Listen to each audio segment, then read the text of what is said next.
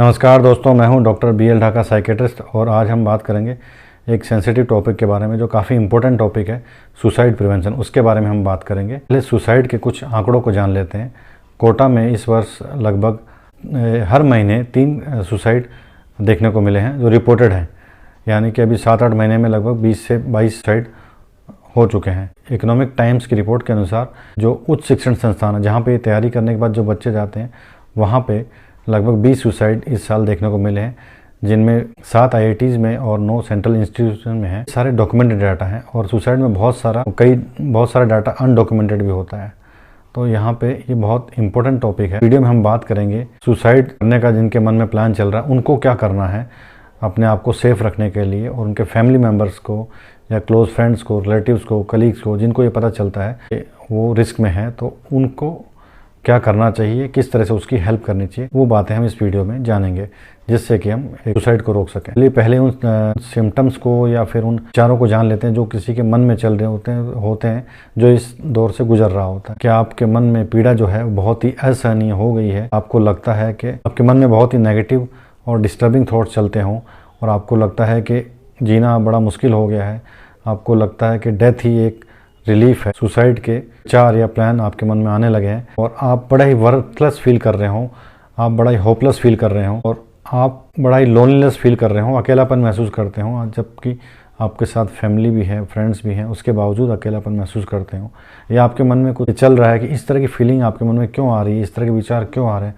यहाँ पे आपको समझने की बात यह है कि इस तरह की सिचुएशन से बहुत से लोग गुजरे हैं और वो आज भी जिंदा हैं और अपनी लाइफ को प्रोडक्टिवली जी रहे हैं। पहली बात आपको ये समझनी है कि सुसाइड के बारे में बात करना बिल्कुल नॉर्मल है। इससे आप बेटर फील करेंगे, आपकी एंजाइटी थोड़ी कम होगी। सेल्फ हार्म के या फिर सुसाइड के विचार आना या सुसाइड के प्लान का मन में आना या बहुत ही सीवियर इमोशनल डिस्टर्बेंस के कारण ऐसा होता है, या उसके साइन है एक तरह से ये विचार आना। ये किसी को भी आ सकते हैं, उसके किसी के लव्ड वंस की डेथ के कारण हो सकता है, या जॉब किसी की चली जाए, या फिर रिलेशनशिप में ब्रेकअप हो जाए, या वायलेंस के कारण या कोई अब्यूज़ के कारण ऐसा हो सकता है।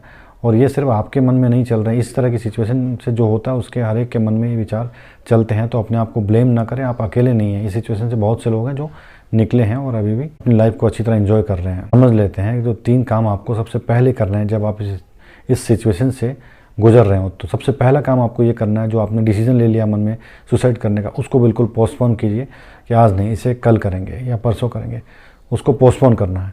दूसरा काम तुरंत आपको करना है कि आपके close family members, trusted persons हो, रिलेटिव्स हो, या फिर फ्रेंड्स हैं या कलीग्स हैं जिन पे आप ट्रस्ट करते हैं, उनसे बात कीजिए खुल के और उनको सारी चीज़ें बताइए जो आपके मन में चल रही, ताकि वो आपकी हेल्प कर सकें।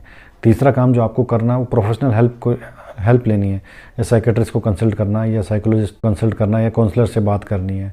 बहुत ही सीवियर डिप्रेशन में इस तरह के विचार आना बहुत ही कॉमन है, और सीवियर डिप्रेशन एक ट्रीटेबल इलनेस है, उसको हम ट्रीटमेंट से ठीक कर सकते हैं और ये विचार भी आपके मन से चले जाएंगे। सुसाइड के बारे में बात करना बिल्कुल नॉर्मल है।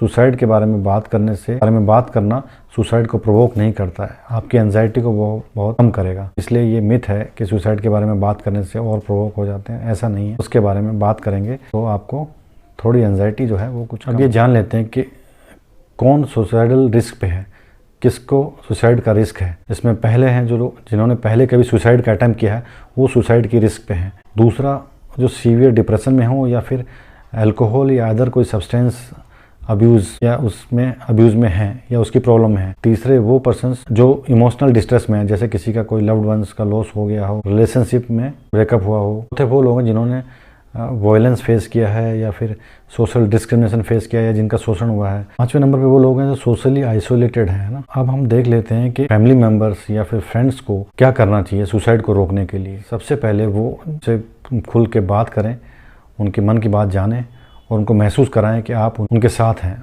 आप उसको एनकरेज कीजिए कि प्रोफेशनल हेल्प लेने के लिए, साइकेट्रिस्ट को कंसल्ट करने के लिए या साइकोलॉजिस्ट को कंसल्ट करने के लिए, और आप उसके साथ डॉक्टर के पास तक आप उसको लेके जाएं, आप खुद भी उसके साथ जाएं। अगर आपको लगता है कि वो इमीडिएट डेंजर में है तो आप उसको बिल्कुल भी अकेला ना छोड़ें और इमरजेंसी की तरह इसको लें, तुरंत डॉक्टर के पास लेके जाएं, साइकेट्रिस्ट के पास लेके जाएं और उसको कंसल्ट करें। अगर आप उसके कोई रूम पार्टनर हैं या फिर आप उसके साथ रहते हैं तो आपको ये ध्यान देना है कि उसको बिल्कुल भी अकेला ना छोड़ें और उसके पास कोई भी रिस्क वाली चीज़ नहीं होनी, जैसे कोई मेडिसिन हैं या पेस्टिसाइड्स हैं या शार्प ऑब्जेक्ट्स हैं या और कोई चीज़ें जिससे उसको खतरा हो सकता है, वो उसके पास नहीं होनी चाहिए।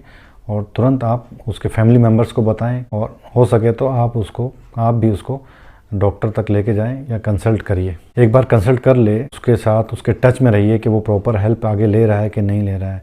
इस तरह से कई बार क्या होता है कि सीवियर डिप्रेशन में ही सुसाइड के थॉट्स आते हैं, और उसका ट्रीटमेंट अगर प्रॉपरली हो जाए तो उससे हम बाहर निकल सकते हैं। वो टेम्प्रेरी फेज़ होता है, किसी तरह हम उस सिचुएशन में अगर किसी को बचा लेते हैं तो एक लाइफ को हम बचा लेते हैं एक तरह से। तो इसलिए सीरियसली लीजिए इसको, और इनसे जो हमने इस वीडियो में आपको बताया है उस तरीके से फॉलो कीजिए तो किसी की लाइफ को बचाया जा सकता है। अगर आपको ये वीडियो अच्छा लगा हो तो इसको लाइक कीजिए, शेयर कीजिए, कमेंट कीजिए, लोगों तक भी इस इन्फॉर्मेशन को पहुंचाइए। Thank you.